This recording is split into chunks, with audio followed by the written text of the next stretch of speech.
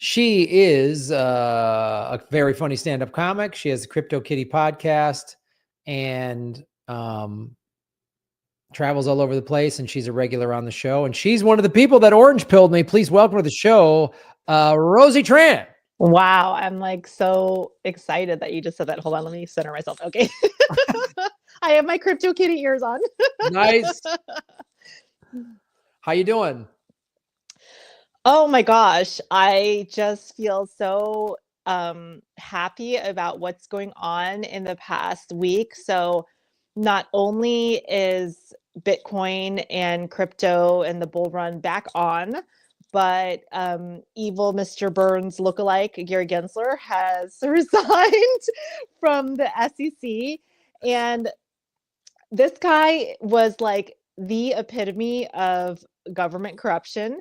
He taught blockchain. He was a blockchain professor, so you can't say he didn't know what he was saying. Right.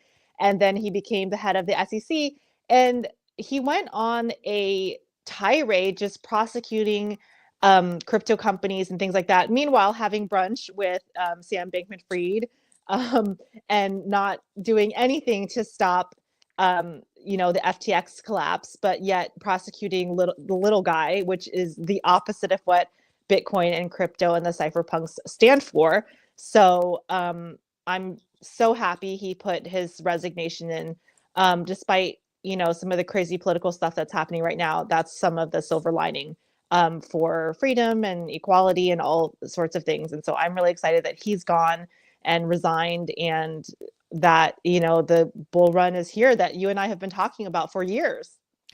4 years. I mean, I think the first time I had you on my show to talk about Bitcoin was probably 4 or 5 years ago. Yes. And back when it was at like 10,000, or I don't know, there's maybe 2019 is the first time we talked about it, and I wasn't quite into it yet. And then I got into it. And then I remember you were like, Graham, how can you be this like anti-government socialist dude and not know what Bitcoin is? And I was like, okay. So it was you and watching Max Kaiser and also Susie Dawson helped get me all started on that. And then I was getting paid in crypto through Rockfin, and I had to learn. I was like, how to do this and convert it. And I converted some to Bitcoin, and the price went up, and I was like, I paid off a credit card with the profits. And I was like, well, this feels right to me. Like, well, the most right thing about it is, I mean, the reason I am so excited about it, obviously, it's a great way to build wealth. It's an alternative financial system, but because I worked in banking and it was awful. I mean, I wasn't like a higher up in banking or anything. I was like an assistant at a bank that rhymes with L's Argo. Okay, I think I know what it is, but I'm not going to say it. And it was just a horrible institution. I mean, it was everything that the cypherpunks were complaining about. I saw on a daily basis, issues with wiring, issues with ACH, right. People getting, trying to get money to relatives in different countries, having issues, high fees, right. Bounce check fees, all sorts of things like that. And, I was working at L's Argo when the CEO ended up doing all sorts of shady deals and, left with a $20 million bonus. Meanwhile, I was getting paid $20,000 a year to, so it was just, once I got orange pilled myself, I was like, okay, this is actually, because a lot of people were like, well, why do we need crypto? Why do we need this alternative finance system?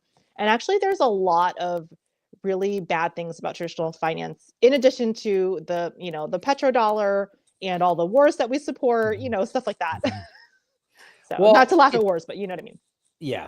Yes. It's we do support a lot of wars. It was 4 years ago, like the spring, well, actually right when the pandemic hit. And I was like, oh man, guys, pay attention and pay attention to Bitcoin. When it was back then, it was like 10,000 a coin. And then it hit 20,000 in the fall of 2020. And everyone was like, oh my God, this is the halt that we've never seen it this high before.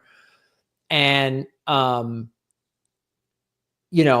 all of the stuff I was saying, I was like, buy it. And I got even more knowledgeable. And now I've become like a Bitcoin maxi. And I'm like, this is what and when I started really paying attention 4 years ago and listening to Michael Saylor and all the people talk about there's this huge like tidal wave of institutional money that's coming. And here we are. Now it's really showing up. I mean, this past year when the ETFs got approved and whatever you want to say about, I mean, I'm not a fan of BlackRock just as a company, but the reality is they have 11.3 or $11.4 trillion in assets under management. And they're going to start to put a lot of it in there.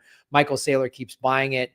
So it's like the stuff that's happening. And, you know, I'm sitting there going, you know, I haven't been earning as much money as I have because of the strikes and a multitude of factors, but I'm looking at my Bitcoin going, yep, this was the right play. This was the right play. And I'm not as panicked anymore